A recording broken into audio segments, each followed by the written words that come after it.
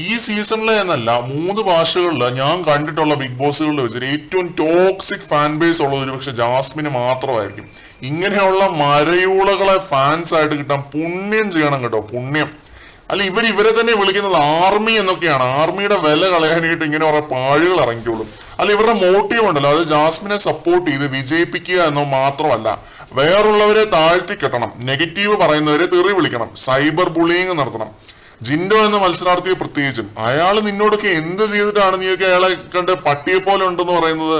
Sarath bro പുറത്തുവിട്ട ആ ഒരു സംഭവം മാത്രമല്ല, ഒരുപാട് വോയിസ് ക്ലിപ്സും കമന്റുകളും പോസ്റ്റുകളും ഒക്കെ എൻ്റെ കയ്യിലുണ്ട്.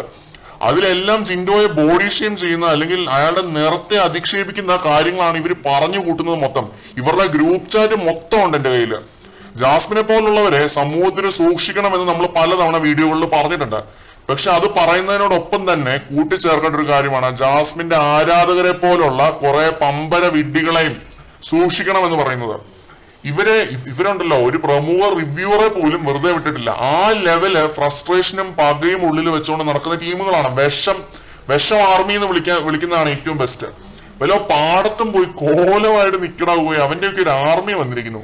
സപ്പോർട്ട് ചെയ്ത് നിങ്ങളുടെ ഇഷ്ടപ്പെട്ട കണ്ടസ്റ്റൻസിനെ വിജയിപ്പിക്കാൻ ശ്രമിക്കുക, അല്ലെങ്കിൽ അവർക്ക് വേണ്ടി ക്യാമ്പയിൻ ചെയ്യുക. അതായത് നിന്റെയൊക്കെ ഉള്ളിലെ വിഷം വേറുള്ള കണ്ടസ്റ്റൻസിനെ വേണ്ടെങ്കിൽ ചീറ്റാതിരിക്കുക.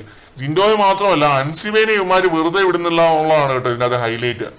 ഓട്ടോറിക്ഷ എത്ര പെയിന്റ് അടിച്ചാലും BMW ആവത്തില്ല എന്ന് പറയുന്ന പോലെ തന്നെയാണ് ജാസ്മിന്റെ കാര്യം. ജാസ്മിൻ 100 ജന്മം തപസ്സിരുന്നാലും അൻസിബയെ പോലെ ഒരാളാവാൻ പറ്റത്തില്ല. അൻസിബയ്ക്ക് കിട്ടിയതിന്റെ പകുതി ക്വാളിറ്റീസ് പോലും കിട്ടത്തുമില്ല. അത് തന്നെയാണ് അൻസിബയുടെ വിജയവും. അൻസിബ ഈ സീസണിൽ ഇപ്പൊ 80ാമത്തെ ദിവസം അടുക്കാറായപ്പോ പുറത്താവുന്നു എന്ന് പറഞ്ഞു കഴിഞ്ഞാലും അൻസിബ ജയിച്ച ആളായിട്ട് തന്നെയാണ് പുറത്തേക്ക് പോകുന്നത്. പലരും എന്നോട് ചോദിക്കുന്നുണ്ട്, എന്തുകൊണ്ടാണ് ജാസ്മിൻ നല്ലത് ചെയ്താലും നല്ലത് പറയാത്തത് എന്ന്. നല്ലത് പറയാൻ ഒന്നുമില്ല, അതാണ് ഫസ്റ്റ് പോയിന്റ്. നല്ലതായിട്ടൊന്നും തോന്നുന്നില്ല. രണ്ടാമത്തെ പോയിന്റ് എന്താണെന്ന് വെച്ച് കഴിഞ്ഞാല്, ജാസ്മിന്റെ ആർമിയാണെന്ന് പറഞ്ഞ് നടക്കുന്നവരെ പോലെയുള്ള വിഷം ഉള്ളിക്കൊണ്ട് നടക്കുന്ന ടീമുകൾ നമ്മുടെ വീഡിയോ കാണണ്ട. അഭിപ്രായങ്ങൾ തുറന്നടിച്ച് ഇവിടെ പറഞ്ഞിരിക്കും. അതിപ്പോ ജാസ്മിൻ ആയാലും ആരായാലും അത് പറഞ്ഞിരിക്കും.